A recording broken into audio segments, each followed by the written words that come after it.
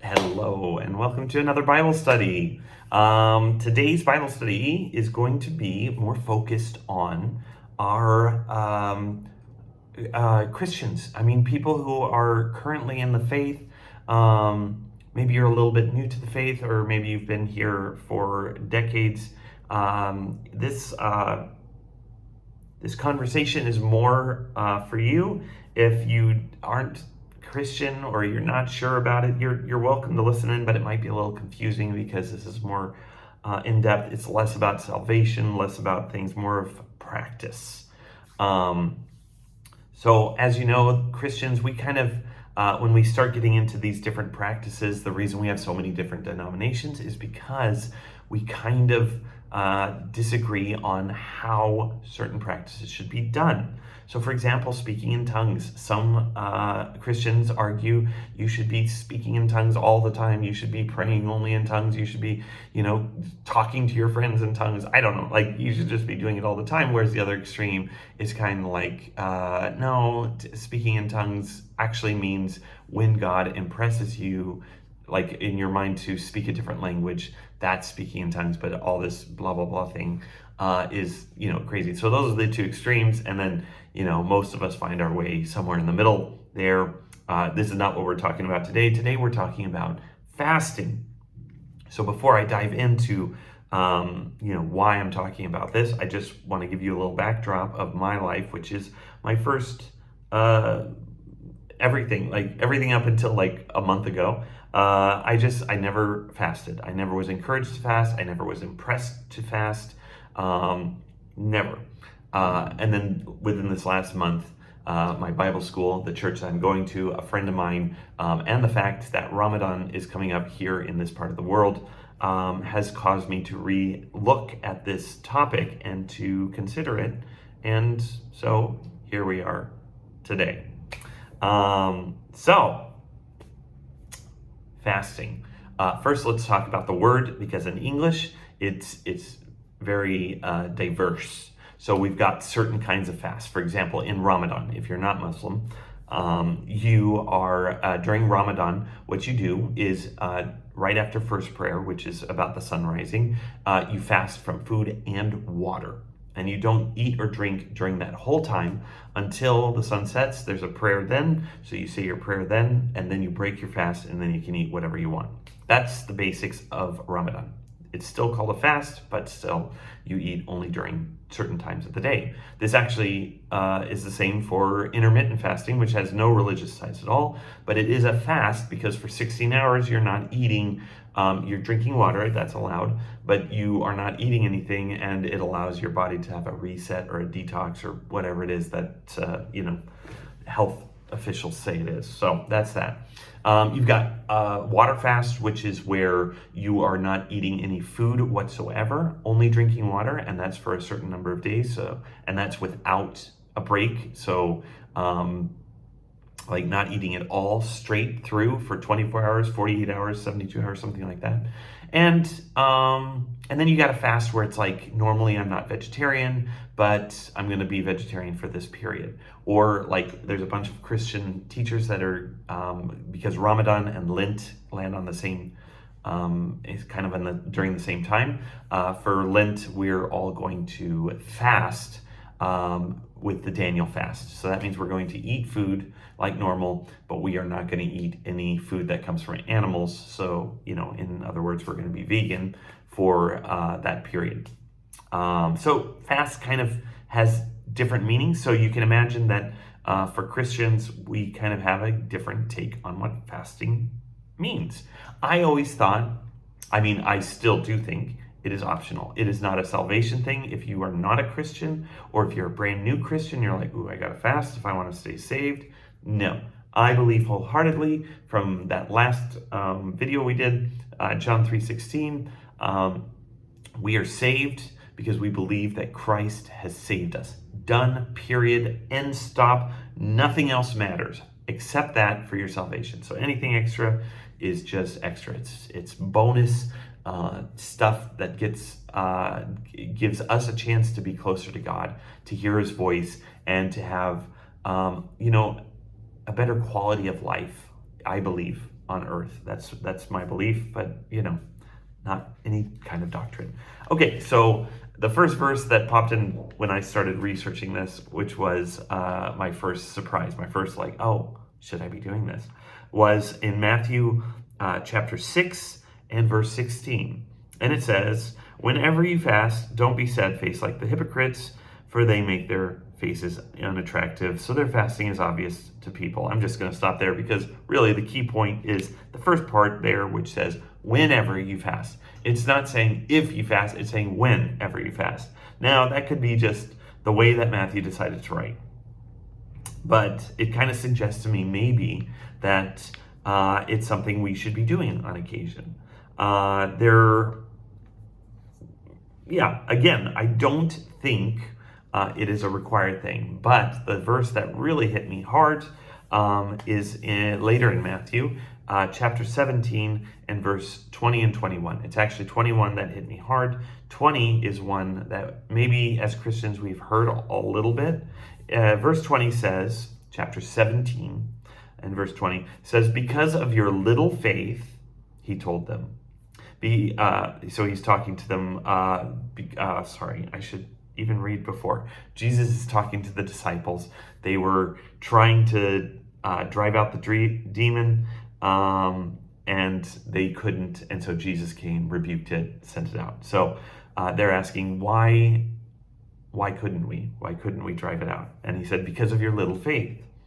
He told them, "For I assure you, if you have the faith the size of a mustard seed, you will tell this mountain, move from here to there, and it will move. Nothing will be impossible for you." We've heard that. If you have the faith of a mustard seed, you can move mountains. Oh, love that verse. But then 21 kind of hits us with something else. It says, "However, this kind does not come out except by praying and fasting."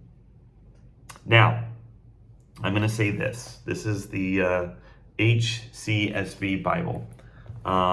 Is that what it is? I've done this before with you guys. Yeah, the Holman Christian Standards Minister Bible. Okay, so this Bible does put verse 21 into brackets. And in the thing down here, it says other messages omit bracketed text. So there is a chance, I haven't done deep research on this yet, but there's a chance that this verse is omitted, which means I don't know where that lies as far as divine text. Does that make sense? I believe the Bible is divine, but in that I believe that man cannot stop divinity from lasting throughout the millennia. So if this verse is being omitted in other Bibles, but not this Bible, then that makes me ask the question, is it really divine or not? So that being said, it was something that was very interesting. It was something that was saying nothing will be impossible for you. You can move mountains if you have the faith of even a mustard seed, but that comes from prayer and fasting. Prayer, I think, is essential. When we talk about prayer, again, back in chapter 6 and verse 5, we're still in Matthew, it's talking about when you pray, and then it does the prayer thing. And then right after that is talking about fasting. So clearly, these two things do seem to be linked somehow. So what I've decided to do is to do a water fast for 72 hours. Right now, at this moment, I'm about 25 hours into this fast, and it is killing me. It is absolutely killing me. I am so, I have never dreamed about food, but taking my nap today, because now it's just trying to buy time to keep myself, obviously this is supposed to be a time of prayer, but also I know if I am sitting still and doing nothing, I am going to break my fast. And, I want to try and make it 72 hours. I really don't know if I will, but I would like to really, really try and just kind of see what happens, spiritually what happens. If I've been asking God and the Holy Spirit to reveal to me if this is something that is something I should do. and like if something is revealed to me during this period. So, yeah, maybe I should have made this a little bit more into like after I did the fast. Here's what I learned. Here's what I grew from, that kind of stuff. But I actually wanted to involve you in this journey as well. So, one thing people do say, and I did my research too, if you do a fast like a fast from food for 24 hours or more, do your research because, for example, if you do a fast that's more than 24 hours, you will have a desire after the fast is done to like try and eat a bunch of food, and that can really damage your stomach. So just be careful with that.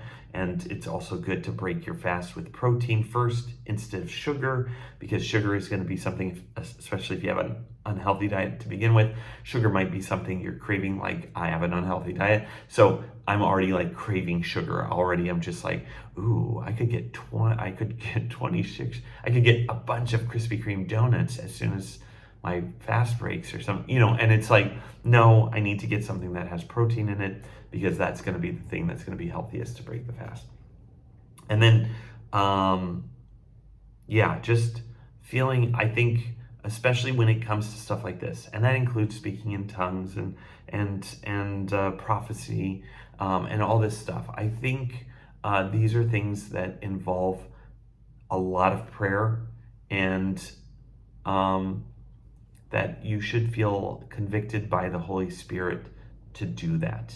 So I have been praying for this preparation. So like I'm in the 25th hour right now, but I've been praying about this several days in advance, asking the Holy Spirit to give me clarity and saying, look, if I'm not supposed to do this, like just put the brakes on as I get closer and closer. And of course, also just knowing too that, if I do break the fast, which, I mean, I don't know, like even in the middle of this conversation and mentioning food, it's like, I can't do this anymore. I gotta order food. Like if I do break the fast, that I know it's not a salvation issue. This is something that is, my salvation is assured. And so this is something that I would love to continue. I would love to see a vision from God, or to have a dream from God that gives me clarity in my walk, clarity in what I think I've heard from God in the past, words that I think He's spoken over me, but I want clarity from that, and so that's kind of what this is meant to be. So that is kind of that. If you have any thoughts on it, or you have any additional Bible verses that confirm fasting is essential, or that you think that fasting shouldn't be done, please feel free to share. But I wanted to share this journey with you. I'm sorry if I left you with more questions than answers. I will, in our next Bible study, I'll do a little tiny follow-up of how the fast went, if I broke it right after I finished this video, or if I made it through, and how it went, how I experienced it, and stuff like that. But anyway, thank you for listening, and have a great day.